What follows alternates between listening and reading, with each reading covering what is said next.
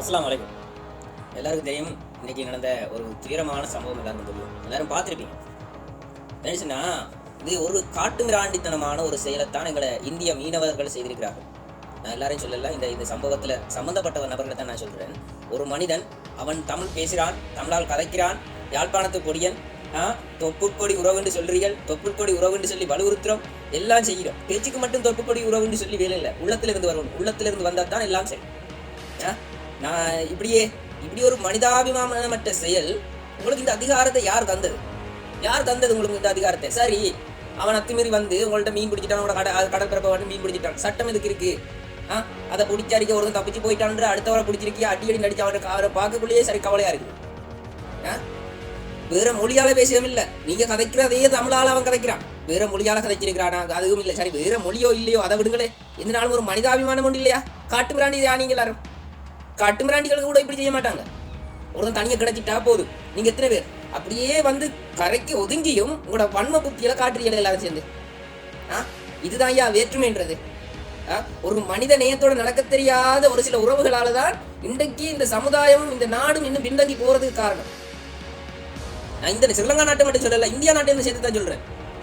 ஒரு மனிதன் அவன் வகுத்து பசிக்காண்டி அவன் வந்திருக்கிறான், சரி, அவன் செய்த தவறு, அதுக்கு சட்டம் இருக்குது, நீதி இருக்குது. அந்த நீதியின் உள்ள கொண்டு நிப்பாட்டிலும் உங்களுக்கு அடிக்கிறதுக்கு யார் உரிமை தந்தது? யார் உங்களுக்கு உரிமை தந்தது? இந்திய அரசாங்கம் சொன்னதா உங்களுக்கு அடிக்க சொல்லி? அந்த பொடியை பார்க்கவே கவலையா இருக்குது. உங்களுக்கு அப்படி ஒரு உரிமையோட்டே இல்லை. இது ஒரு ஸ்ரீலங்கா பிரஜை உண்டு, சரியான நாடு கடன் தாண்டி ஒரு கூட ஏரியாவை தாண்டி எல்லையை தாண்டி வந்து மீன் பிடிச்சிட்டான்.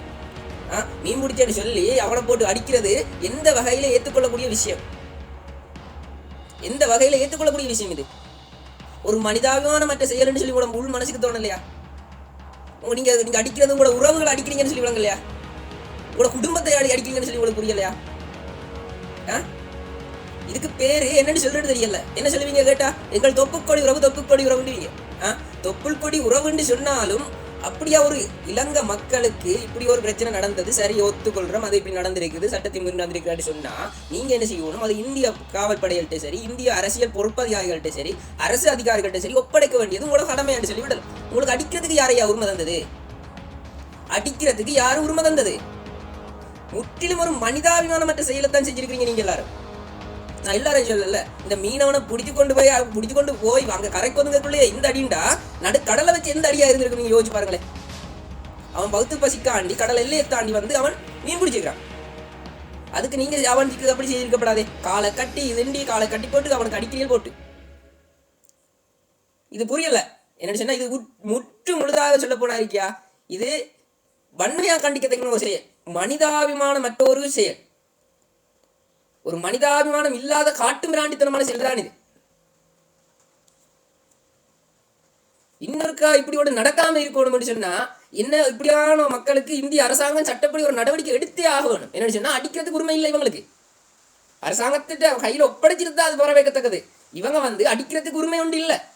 இதே இந்தியா நாட்டுக்காரன் வந்து இங்க வந்து ஸ்ரீலங்காக்கு வந்தாலும் இங்க இருக்கிற மக்களுக்கும் அடிக்கிறதுக்கு உரிமை இல்லை. அவன் கடல் தாண்டி வந்துட்டான், அவன் கொலை செய்துட்டான், சட்டத்தின் உட்படுத்த நடக்கணும்.